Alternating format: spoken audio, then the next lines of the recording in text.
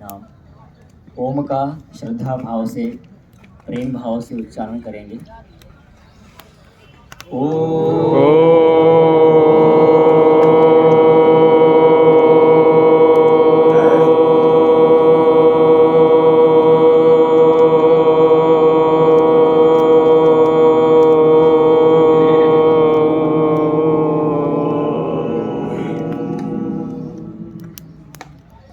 विश्वानि देव सवितर्दुरितानि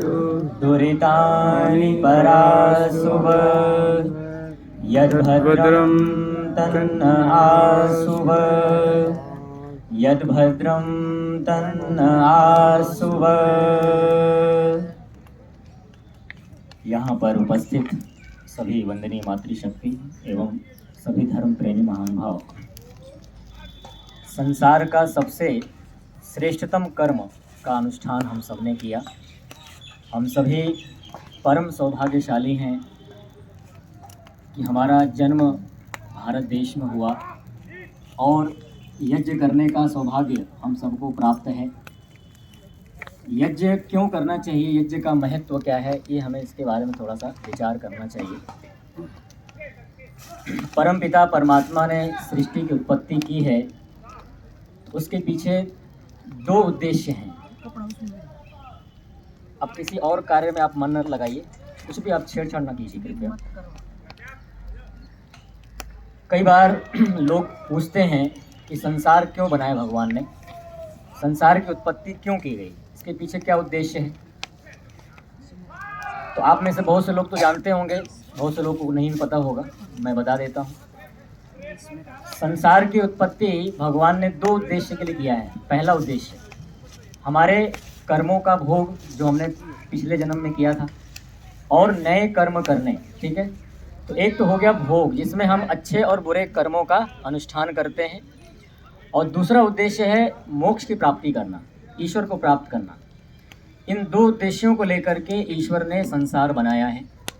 और भगवान ने कहा है वेद के माध्यम से कि इस संसार में कौन सा कर्म करना है, धर्म पुण्य कार्य करना है, कभी हमें पाप नहीं करना है।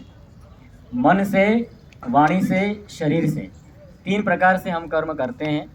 तीनों से ही हमें क्या करना है, पुण्य का व्यवहार करना है, धर्म का व्यवहार करना है, कभी भी अधर्म का आचरण नहीं करना है।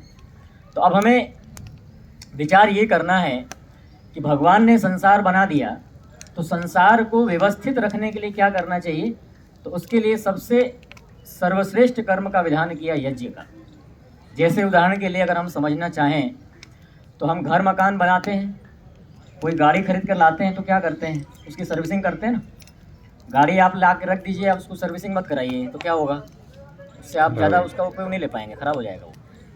ऐसे ही मकान आप खरीदते हैं या मकान बनवाते हैं तो उसको भी समय समय पर उसकी रिपेयरिंग कराते हैं, सर्विसिंग करते हैं। क्यों करते हैं, क्योंकि ये जिसकी इतनी इसकी लाइफ है, इसकी ज़िंदगी है, चलता रहे, वो बीच बीच में उसकी मेंटेनेंस कराते रहते हैं। ऐसे ही भगवान ने जो सारा कुछ बनाया है, पृथ्वी, जल, अग्नि, वायु, आकाश, ठीक है, ये सारा जो जगत हमें आँखों से दिख रहा है, ये भी व्यवस्थित चलता रहे, हमारे लिए सुखदायी हो, ठीक है, दुखदायी न बन जाए हमारे लिए। इसलिए भगवान ने क्या कहा, यज्ञ करो। क्यों करो यज्ञ, क्योंकि यज्ञ जब हम करते हैं तो इससे हमें दो लाभ होते हैं। एक तो होता है भौतिक लाभ और दूसरा होता है हमें आध्यात्मिक लाभ। हवन करते समय सबसे पहले हम क्या करते हैं, ईश्वर की स्तुति, प्रार्थना, उपासना करते हैं। विश्वानि देव मंत्र से हम किया, हमने 8 मंत्रों से। तो सबसे पहले हम परमात्मा का आवाहन करते हैं। परमात्मा वैसे कहीं दूर नहीं है। ज़्यादातर लोग क्या मानते हैं कि परमात्मा कहीं दूर रहता है। परमात्मा दूर नहीं है। वेद में कहा गया है कि ईश्वर सबसे निकट है। लेकिन किसके निकट है, जो ईश्वर के प्रति समर्पित है, जो ईश्वर के प्रति भक्ति भाव रखता है, उस ईश्वर उसके निकट है, निकट से निकट है। और जो व्यक्ति अज्ञानी है, जो वेद को नहीं जानता, ऋषि मुनियों के शास्त्रों को नहीं पढ़ता है, उसके लिए परमात्मा सबसे दूर है। तो इसका मतलब क्या हुआ कि ईश्वर निकट से निकट भी है और दूर से दूर भी है। तो निकट किसके हैं, जो धार्मिक लोग हैं, जो ईश्वर भक्त हैं, उसके लिए तो परमात्मा सबसे निकट है। और जो अज्ञानी लोग हैं, अधर्मी हैं, पापी लोग हैं, उनके लिए परमात्मा दूर है, निकट होता हुआ भी दूर है, ठीक है। तो सबसे पहले हम परमात्मा का आवाहन करते हैं यज्ञ आरंभ करने से पहले। ईश्वर की अनुभूति अपने आत्मा में करने का प्रयास करते हैं, जिससे कि यज्ञ जो हमारा कार्य हो रहा है, देखिए हमारे सत्य सनातन वैदिक धर्म में एक परंपरा है कि किसी भी शुभ कार्य का जब हम आरंभ करते हैं तो सबसे पहले क्या करते हैं, ईश्वर की स्तुति प्रार्थना उपासना करते हैं। क्यों करते हैं? इसलिए करते हैं कि यह जो हम कार्य आरंभ करने जा रहे हैं ये हमारा कार्य सफल हो।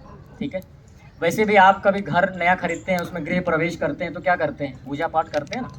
तो पूजा पाठ करने का उद्देश्य क्या है कि जो भी हम नया कार्य, यानी हम घर में एक नए घर में हम प्रवेश करने जा रहे हैं तो ये हमारे लिए घर कैसा हो, सुखदायी हो, इस घर में सुख हो, शांति हो, ठीक है, संतोष हो, इस प्रकार से।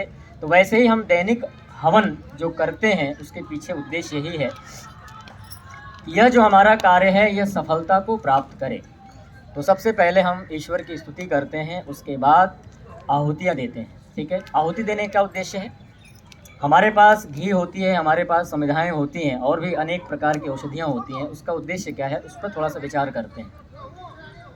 अग्नि का एक धर्म है कि अग्नि में कुछ भी हम डालते हैं वो क्या करती है, उस पदार्थ को जला करके सूक्ष्म कर देती है, एकदम बिल्कुल सूक्ष्म कर देती है। जैसे उदाहरण के लिए आपके पास एक लाल मिर्ची हो, ठीक है, तो आपके पास लाल मिर्ची है तो वो कुछ नहीं करेगा, वो किसी को परेशान नहीं करेगा, लेकिन आग में डाल दें तो क्या होगा, बैठना मुश्किल हो जाता है ना। 2-4 मिर्ची डाल दें तो भाग जाएंगे यहाँ से सारे। ठीक है, तो इससे आपको क्या पता चलता है, देखिए विचार करिए, हम कोई भी काम करते हैं ना विचार पूर्वक करें। मनुर्भव कहा है, मनुष्य को मनुष्य क्यों कहा जाता है, मनुष्य को मनुष्य इसलिए कहा जाता है कि मनुष्य एक विचारशील प्राणी है, कोई भी काम करता है तो विचार के करता है। जैसे एक पागल कुत्ता है यहाँ, वो तो आके काट देगा,